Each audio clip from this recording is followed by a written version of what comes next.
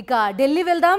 ఈ రోజు second list ప్రకటించబోతోంది BJP అధిష్టానం. తెలంగాణలో ఏవైతే పెండింగ్ లో ఉన్న 8 స్థానాల్లో 7 అభ్యర్థులు కూడా ఈ సెకండ్ లిస్ట్ లో ఉండబోతున్నట్టుగా తెలుస్తోంది. కేవలం ఒక్క స్థానం మాత్రమే తెలంగాణలో పెండింగ్ లో ఉంచబోతోంది బీజేపీ అధిష్టానం. సో ఈ లిస్ట్ లో ఎవరెవరు ఉండబోతున్నారు? ఫస్ట్ లిస్ట్ ఇప్పటికే మనం చూసామంటూ కేంద్ర మంత్రులతో పాటు ముఖ్యులందరి పేర్లు కూడా ఆల్మోస్ట్ ఫస్ట్ లిస్ట్ లో వచ్చేసాయి. సో ఈ రోజు సెకండ్ లిస్ట్ మరి కాసేపట్లోనే కూడా ఉండబోతున్నట్టుగా కూడా తెలుస్తోంది. చూద్దాం అసలు సెకండ్ లిస్ట్ లో ఏముంటుంది, పూర్తి డీటెయిల్స్ ఢిల్లీ నుంచి మా కరెస్పాండెంట్ వెంకటేష్ రిపోర్ట్ చేయబోతున్నారు. వెంకటేష్, చెప్పండి, ఇవాళ సెకండ్ లిస్ట్ అటు తెలంగాణ 7 స్థానాలతో పాటు వివిధ రాష్ట్రాల్లో ఎవరెవరు పోటీ చేయబోతున్నారు లాంటి డీటెయిల్స్ ఉండబోతున్నట్టుగా చెప్తోంది. లాస్ట్ లిస్ట్ అనుకోవచ్చు, అది ఇంకా మరొక లిస్ట్ ఉంటుందా?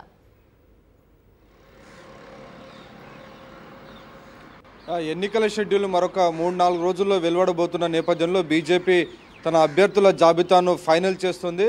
సో ఎన్నికల షెడ్యూల్ కంటే ముందే మెజారిటీ సీట్లను ప్రకటించే దిశగా ప్రణాళిక రచింది. అందులో భాగంగా నిన్న రాత్రి వరకు ఈ సిఈసి సమావేశం జరిగింది. ప్రధానమంత్రి నరేంద్ర మోడీ, జేపీ నడ్డా అధ్యక్షతన జరిగినటువంటి సమావేశంలో దాదాపు 100 మందికి పైగా అభ్యర్థులను ఖరారు చేసినట్టు తెలిసింది. సో మొత్తానికి 7 రాష్ట్రాలకు సంబంధించినటువంటి అభ్యర్థులపైన నిన్న చర్చ జరిగింది.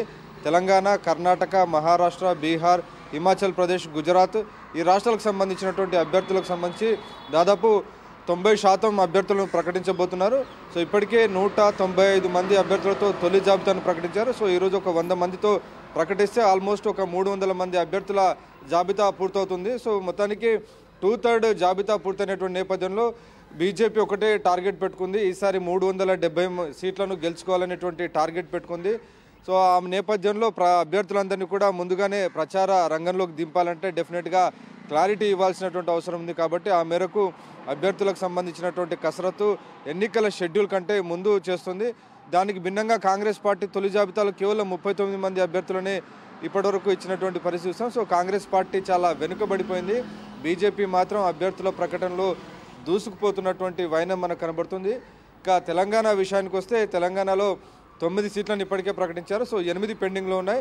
నిన్న రాత్రి జరిగినటువంటి సమావేశంలో 8లో 7 స్థానాలకు అభ్యర్థులను ఖరారు చేసినట్టు తెలిసింది. అందులో ఒక స్థానం ఆదిలాబాద్ పెండింగ్లో పెట్టినట్టు తెలిసింది. నిజానికి ఆదిలాబాద్ టికెట్ బీఆర్ఎస్ మాజీ ఎంపీ నగేష్కి ఇవ్వాలని ఆయన నిన్న పార్టీలో చేర్చుకున్నారు. అయితే ఆయన చేరిక పైన ఆయనకు టికెట్ ఇచ్చే అంశం పైన లోకల్గా ఉన్నటువంటి బీజేపీ ఎమ్మెల్యేలు అధిష్టానానికి ఫిర్యాదు చేశారు. సో ఆ నేపథ్యంలో దాన్ని పెండింగ్లో పెట్టినట్టు తెలిసింది.